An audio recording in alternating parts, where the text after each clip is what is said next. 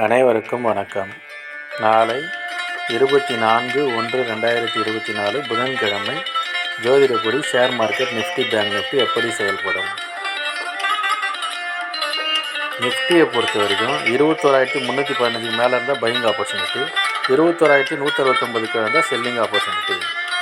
Bank நிஃப்டியை பொறுத்த வரைக்கும் 45,269 மேலே இருந்தால் பையிங் ஆப்பர்ச்சுனிட்டி, 44,869 இருந்தால் செல்லிங் ஆப்பர்ச்சுனிட்டி.